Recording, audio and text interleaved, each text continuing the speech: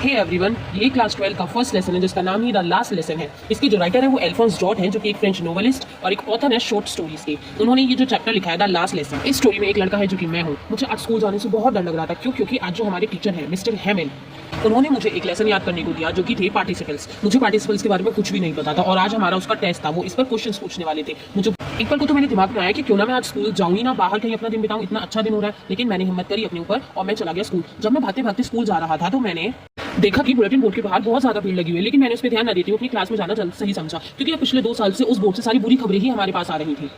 Suddenly एक unknown person ने मुझे रोका और मुझसे पूछा कि तुम इतनी जल्दी में क्यों हो, तुम आराम से जा सकते हो, तुम्हें कोई नहीं डांटेगा।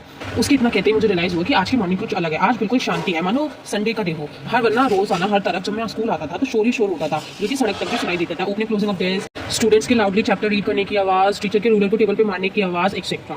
लेकिन मैंने बिना ध्यान देते हुए मैं अपनी क्लास में गया। लेकिन जब क्लास में पहुंचा तो मैंने देखा कि सभी बच्चे पहले से अपनी सीटों पर बैठे हुए हैं और जो मिस्टर हैमिल है वो अपनी रूलर को अपनी आर्म्स में दबाए हुए इधर से उधर घूम रहे हैं। उन्होंने मुझे बहुत प्यार से देखा और कहा कि गो टू योर प्लेस। मैं जाके अपनी सीट पर बैठ गया। तभी मेरा ध्यान एकदम से उनके कपड़ों पर गया। उन्होंने green coat, frilled shirt and black silk cap पहन रखी थी, जो कि अक्सर वो प्राइज डे या कोई इंस्पेक्शन डे पर ही पहनते थे। लेकिन आज उन्होंने ये क्यों पहनी? इसमें सबसे ज्यादा चौंकाने वाली बात मुझे ये लगी कि हमारी क्लास के पीछे के डेस्क जो हमेशा खाली रहते थे, आज उनपर गांव के कुछ बूढ़े लोग बैठे हुए थे। वह भी बड़ी शांति से वहाँ बैठे थे। तभी मिस्टर हैमिल अपनी सीट पर जाके बैठते हैं और हम सबसे कहते हैं कि आज आप सभी की ये फ्रेंच की आखिरी क्लास है, क्योंकि बर्लिन से ये नोटिस आया कि अब एल्सेक और लॉरेन के सभी स्कूलों में सिर्फ जर्मन पढ़ाई जाएगी। कल से आपके नए टीचर आ रहे हैं। यह सब सुनकर मुझे एकदम शौक सा लगा, क्योंकि मुझे तो फ्रेंच अच्छे से बोलनी या लिखनी भी नहीं आती थी। मैंने तो कभी ध्यान ही नहीं दिया कि मुझे भी यह सीखनी है। मैं हमेशा बात पर ही टालता रहा।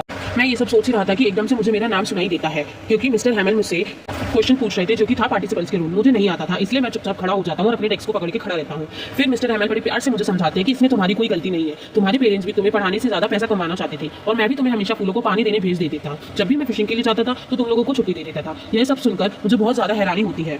फिर मैं बैठ जाता हूँ और मिस्टर हैमिल हमें न्यू कॉपीज देते हैं जिस पर लिखा होता है फ्रेंच एल्सेक, फ्रेंच एल्सेक। पूरी क्लास में बहुत ज्यादा शांति होती है, आवाज होती है तो सिर्फ और सिर्फ scratching of pens over paper, मतलब पेपर पर पेन को रगड़ने की होती है। तभी मेरा ध्यान मिस्टर हैमिल पर जाता है, जो कि क्लास से बाहर देख रहे होते हैं, मानो वो एक ही दिन में सभी चीजों को समेटना चाहती हूँ। हमारी किसी हुई डेस्क, वॉलनट ट्री या होप वाइन जो उन्होंने खुद लगाई थी, जो कि अब खिड़की तक आ पहुंची थी।